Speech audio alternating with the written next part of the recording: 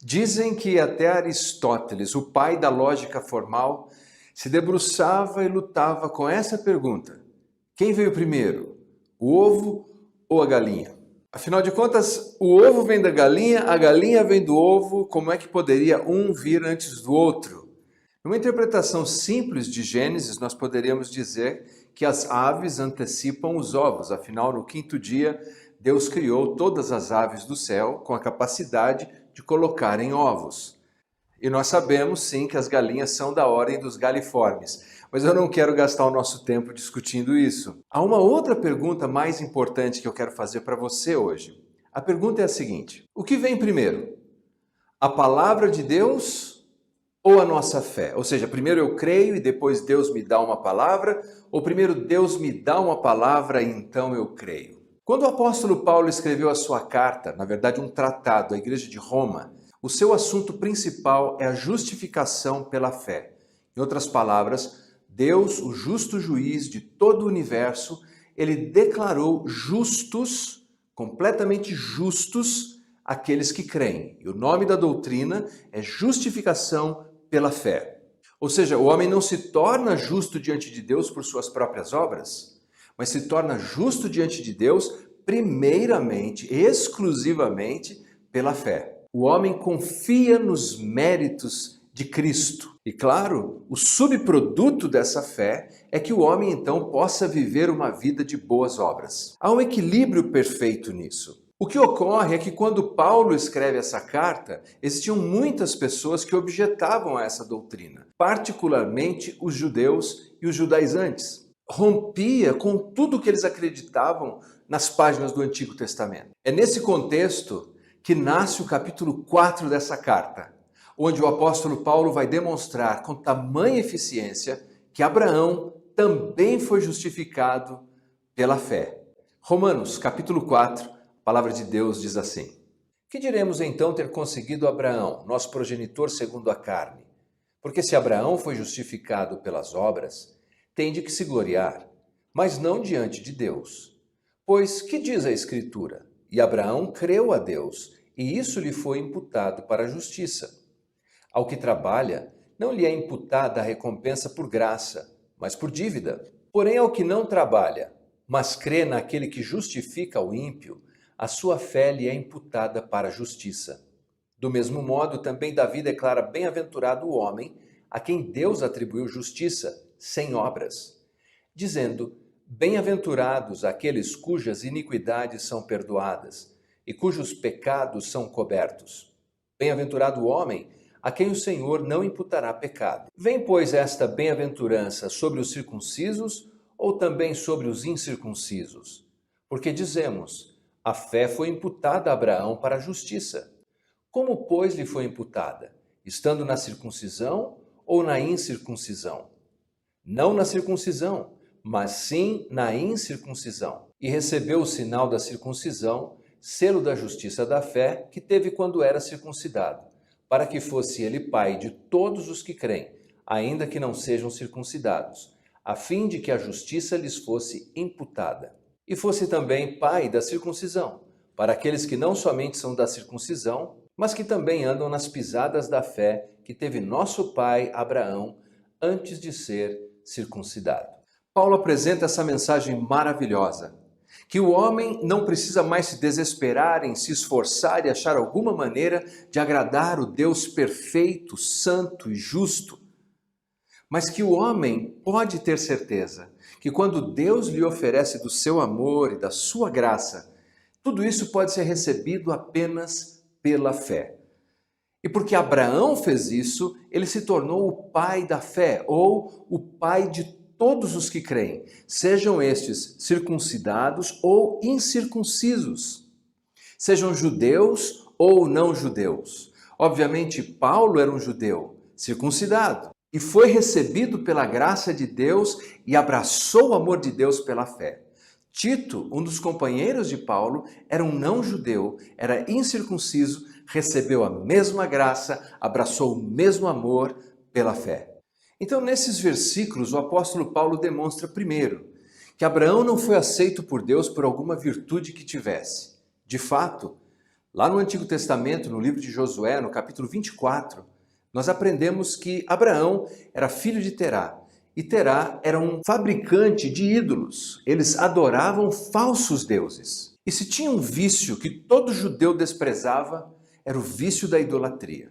Buscando nas páginas da história bíblica, lá temos Abraão envolvido com a prática mais detestável para um judeu, a idolatria. Mas mesmo assim ele foi declarado justo. Por conta da sua idolatria, por conta de alguma virtude que tivesse, definitivamente não. Então, o segundo argumento que os seus opositores imaginários apresentariam ali é que Abraão foi justificado por causa das obras da lei. Na realidade, alguns rabinos chegavam a afirmar que Abraão era o guardião da lei mesmo antes da lei ter sido promulgada, o que é uma grande inverdade. Nós sabemos que Abraão antecede a lei em pelo menos 500 anos. Pense nisso. Ele não foi justificado pelas obras da lei, porque a lei sequer tinha sido ainda promulgada. Seria promulgada apenas 500 anos depois. Então, os opositores de Paulo diriam: provavelmente foi por causa da circuncisão, afinal de contas, Abraão se circuncidou. É verdade. No entanto, a declaração da graça de Deus, da bênção de Deus sobre a vida de Abraão está em Gênesis capítulo 15. E a circuncisão de Abraão vai acontecer em Gênesis capítulo 17. Entre um capítulo e o outro, nós temos um período de 14 anos de distância. Então, o que nos faz admirar Abraão? O que nós admiramos é a fé de Abraão. Quando Deus o chamou lá na terra de Ur dos Caldeus e disse: vai para uma terra que eu ainda te mostrarei. E ele sai sem saber qual era o destino ou como era essa cidade. Ele conheceu a Deus, ele confiou em Deus. E isso faz de Abraão o pai da fé. Aliás, pense por um momento em todos os heróis da fé. Cada um deles tem problemas. Quando pensamos em Noé, depois do dilúvio, se embriagou. Davi tem histórias inomináveis, terríveis sobre a sua vida. Raabe, conhecida como uma prostituta. Gideão tem um comportamento no mínimo estranho no livro de Juízes. O que admiramos nesses homens? O que admiramos nessas mulheres? O que nos faz, ano após ano e depois de milhares de anos, contarmos as suas histórias? Um denominador em comum. Não são as suas virtudes, não são as obras da lei, não são elementos do judaísmo como a circuncisão, apenas um elemento unificador: a fé. Então, voltando à nossa pergunta. Primeiro vem a nossa fé e depois vem a palavra de Deus? Ou primeiro vem a palavra de Deus e nós exercemos fé? Evidentemente é a segunda alternativa. Em Romanos capítulo 10 nós lemos que a fé vem pela pregação e a pregação pela palavra de Cristo. É quando ouvimos a palavra de Deus, quando ouvimos a palavra de Cristo, quando lemos o texto sagrado e confiamos que Deus cumprirá aquilo que disse, é aí que estamos de fato exercendo a nossa fé. Portanto, a fé não é mera credulidade, não é mera crendice em que eu imagino qualquer coisa e, por assim dizer, vou amarrar as mãos de Deus e obrigá-lo a fazer qualquer coisa. Não. Primeiro eu recebo a palavra de Deus, confio na palavra de Deus, vivo pela palavra de Deus, sirvo pela palavra de Deus, persevero pela palavra de Deus, me encorajo pela palavra de Deus, sou desafiado pela palavra de Deus e não volto atrás, porque eu conheço a Deus e eu confio em Deus. Foi exatamente isso que fez Abraão. Abraão ouviu a palavra de Deus, depositou totalmente a sua fé nas palavras de Deus e saiu em busca de uma terra, de uma cidade que Deus seria o artífice. Há uma história muito interessante escrita num livro chamado Suor Santo, Holy Sweat. É um livro de Tim Hensel. Ele conta que certa vez ele estava passeando com seu filho, ele sempre ensinava o filho sobre o seu amor. E o filho exercia tamanha confiança nele. E um dia, quando estavam numa floresta, o filho subiu numa colina. E de repente ele ouviu a voz do filho dizendo: "Papai!" Quando ele se virou, ele não teve tempo de pensar. O menino se lançou nos seus braços, ele agarrou o filho e os dois caíram no chão. Ele olhou para o filho e perguntou: "Por que você fez isso?" E o menino, com um sorriso largo, respondeu: "Porque você é o meu pai. Eu confio em você."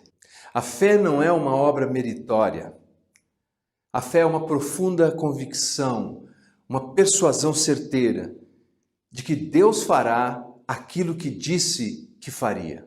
Assim, se queremos viver uma vida de fé, nós precisamos conhecer a palavra de Deus, porque exclusivamente conhecendo a palavra de Deus, poderemos depositar a nossa fé. A fé não acontece no vácuo, em lugar nenhum. A fé não é fé na fé. A fé não é nas coisas que eu imagino ou meramente desejo. A fé é um exercício de confiança em alguém. Deus é capaz de fazer o que disse, Ele está desejoso de fazer o que disse. E se a nossa confiança está em Deus, o nosso Pai, então somos filhos de Abraão, que é o Pai de todos os que creem. Oremos. Pai, muito obrigado pela sua palavra, pela oportunidade, Senhor, de meditarmos no que a Santa Escritura nos diz sobre o fato de que o Senhor nos recebe livremente em amor pela fé. E nós queremos crer na sua palavra, não queremos crer em qualquer coisa, em nossas próprias ideias ou desejos. Queremos confiar na sua palavra. E como aquela criança que se lançou nos braços de seu pai, nós queremos nos lançar nos seus braços. Porque a fé para nós não é um salto no escuro, mas é um salto nos braços do nosso Pai amoroso. É em nome de Jesus que oramos, Senhor. Amém, Pai. Amém. Seja um missionário digital, curta essa mensagem, comente, compartilhe.